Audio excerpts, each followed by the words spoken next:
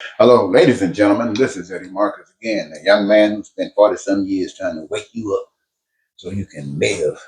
Letting you know that there's a power that's invisible that we call God that is responsible for all things.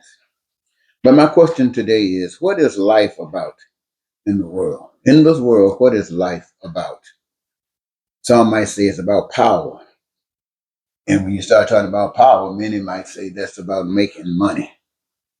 You see, they say money avails everything that exists to those who got the money, but it does not avail to life and peace and joy. Some folk want a life without violence. Some people want a life without crime and poverty. Some folks don't like deception. They want peace and prosperity and freedom, joy, happiness, and fulfillment and satisfaction. And they actually want to live their dreams. But why do they want to live such a life?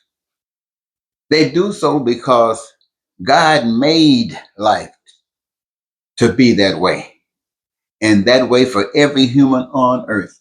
Think that something? The earth was made for all humans. That includes blacks, whites, Mexicans, Africans, men and women. And God provided that every resource that they would need would be made available for, so they would not suffer for anything. Their needs, their wants, and their desires would be met. God prepared that every man could have a career that is interconnected with every other career. Through this method, folks would create and produce goods and services in such an abundance that no one, regardless of their gender, regardless of their sexual persuasion or their religion, would have to suffer for anything that's made by the hands of people. They wouldn't have to suffer for food, clothing, and shelter, education, health care, infrastructure, transportation, or anything again that's made by the hands of human beings. Living as if they were living as if we are in the promised land. And this has been created, will be created by the people who decided to treat one another as they themselves want to be treated. However, there are others who choose a different way of life. They are selfish.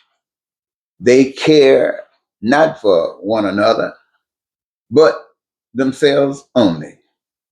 They will lie, they will cheat, they will steal, they will deceive, and they will kill to take everything that God has prepared for all. They will do it for themselves. Now, when they expose themselves by taking good people,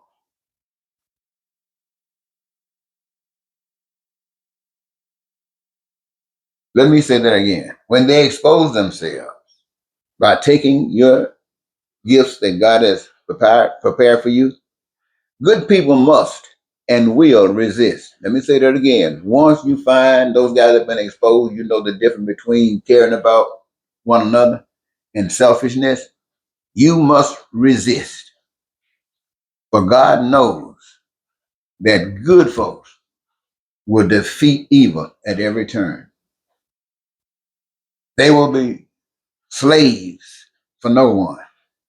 They will not bend against one another, and they will not be defeated. For they know God has done that part that is required of God. And the people must do that part that can be done by them. Stand for righteousness or rot in hell. The choice is theirs. The choice is ours. Yes, everyone chooses one or the other. The state of their society, the state of our society, reflects our choice as a people. There are those of us amongst us, to make sure we get it clear. There are those amongst us who call themselves lovers of God, but it has no real value. because they bend. You can't tell the difference between these bending people and those that are selfish. That's the truth. Then there are those who are not MAGA, they are not Trump, they are not Republicans, they are Democrats. Some are black, some are white, and some are Mexicans and everything else that lives here. And they are selfish as anybody else. They do not understand the truth of life. They have not had a renewing of their mind, and they are just as responsible for the hell that we live in as anyone. And we who live in this hell, who think we got it going on, we are just as responsible. Why? Because we bend. If we were not responsible, if we were not complicit, we would have a changed society or we would be dead. And for those of us who have made that choice would be satisfied. The only people that are supposed to be living on this earth right now are those who are selfish and deny God. And they are only supposed to be here because they are not those who care enough about God to stand up. They all been. We all been. And it doesn't matter if we go to church. It doesn't matter if we pay our tithes. It doesn't matter if we preach. It doesn't matter anything. The evidence is all around us, ladies and gentlemen. My message to you is the evidence is all around us. But the truth of the matter is that we can change it.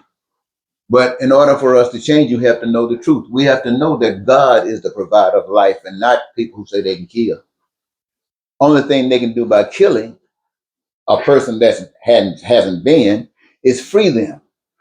So whatever God has for a reward, as if Jesus, is the same for us. But if not that, we can talk about how good we are. We can have our nice stuff, our nice bank accounts. We can have our nice cars, and we can ride and do things that other folks can't do while we say God is blessing us and not blessing you. Pointing a finger at you because you're sleeping in a tent. Pointing a finger at you because you can't ride to the store. You have to ask somebody for a ride. Laughing at you. Laughing at you because you don't have a home that you can call your own, but they call themselves children of God, blessed by God. That's because they don't know any better. And if you are a recipient of that low down bitterness that comes from them, you still have to stand up straight. You still must not bend because to bend means that you're no different than anyone else. In fact, you're a little worse because you should know and they don't.